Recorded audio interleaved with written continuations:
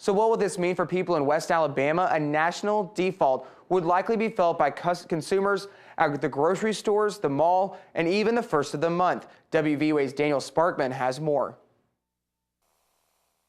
Social Security check.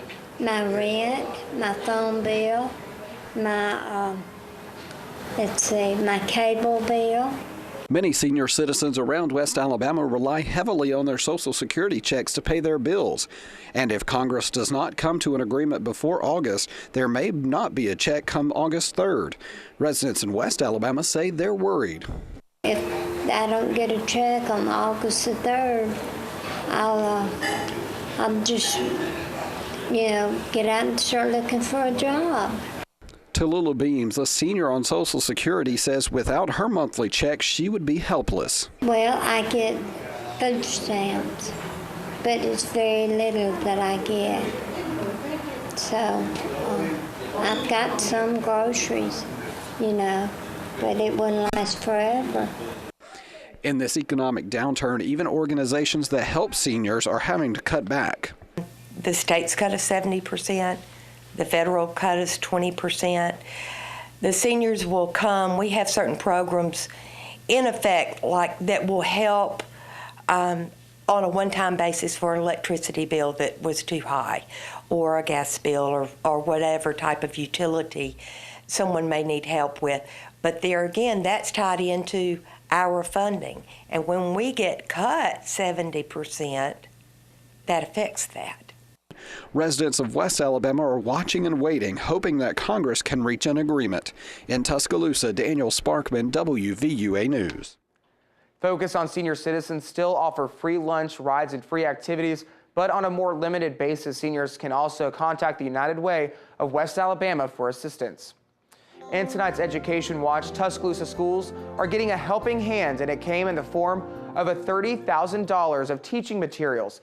Teacher-created materials from California made the donation today. School supplies will go to Tuscaloosa City and county classrooms destroyed by the April tornado.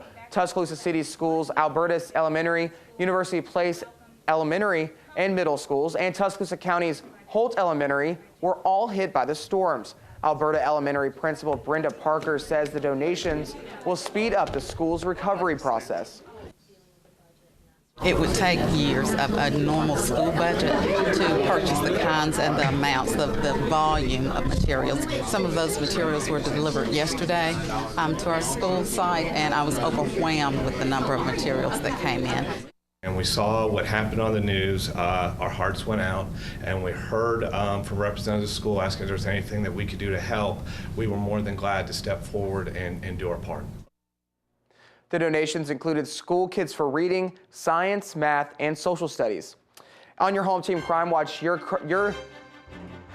chance to help fight crime in West Alabama. You might not think it's much, but your piece of information could be the missing link investigators need to catch a suspect. Here's this week's Tuscaloosa County's Most Wanted. Hello, my name is Ted Sexton, the Sheriff of Tuscaloosa County. Thanks to your help, we have a capture in this week's Tuscaloosa County's Most Wanted. Rodriguez Herod was arrested on the charge of burglary in the first degree. He's captured 296. Now we need your help this week in finding two of Tuscaloosa County's Most Wanted. Sylvain Coustian is a white male, 37 years of age. He's wanted on charge of sodomy in the first degree and sexual abuse in the first degree. He's 6'7", 280 pounds, brown hair, and was last known to be living on 10th Court East in Tuscaloosa.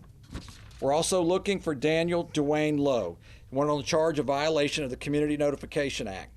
He's a black male, 47 years of age, 5'6", 170 pounds, with black hair and brown eyes. He's last known to be living on 1st Street East in Tuscaloosa. If you have any information on these two as well as others wanted by the Tuscaloosa County Sheriff's Office, please call us at 205-464-8672 or go to our website at www.tcsoal.org. You can also like us on Facebook or follow us on Twitter. Working together, we can continue to make Tuscaloosa County a safer place to live. Sweltering temperatures have created a high demand for fans and air conditioners, and right now people across West Alabama need donations. Tuscaloosa's Temporary Emergency Services is in crucial need of your help. They kicked off their fan drive yesterday, and since then, not many fans have been donated. TES officials say they normally have about 200 fans to give away. The donation fans are air conditioners to temporary emergency services. Go by their office right across from Annette Shelby Park at 1705 15th Street or call 205-758-5535. Well, it sure was a hot one out there with a first look at Alabama's home team weather forecast. Here's Chief Meteorologist Richard Scott. Richard?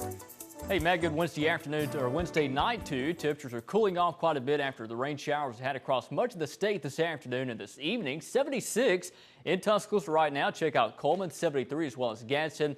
Down in Marengo County, Demopolis at 75. So much cooler, still kind of muggy outdoors. If you have been outside, you've noticed that. 81 by 9 in the morning. By lunchtime, 90 degrees, and those scattered showers and storms a good bit again tomorrow. Best chance rain happens after lunch until about 10 o'clock at night. But what about the rest of the forecast and the weekend forecast? Home team weather is coming up. Thanks, Richard. It's a story not many people would believe. Going from a car accident that took her ability to walk to strutting across the stage at the Miss USA pageant. That's exactly the story of this year's Miss Alabama USA. WVUA's Jennifer Edwards sat down with her and has her story. Madeline Mitchell's life changed in an instant in 2008. They didn't even know if I was going to be able to walk again. I broke my femur in 12 places. I broke both bones in my right arm, all my ribs on my left side. I had a cut in my liver, punctured lungs, and then I had to take out part of my colon. So it was horrible. I was in a wheelchair for almost 3 months. Mitchell was on her way home when a deer jumped out in front of her, forcing her to swerve. I was pinned in. There was 2 trees on each side of us, so I couldn't get out. The next thing I remember is a man running down to the side of my car and telling me, you know, we're going to get you out of here. Everything is going to be okay. The next time I remember anything else is waking up in the hospital 12 days later. I was in a coma, so I woke up and asked my dad if I was going to be able to compete in Miss Alabama USA that year, and he told me, you know, maybe another year. Mitchell's time in the limelight came just 3 years after her near-fatal accident. Alabama!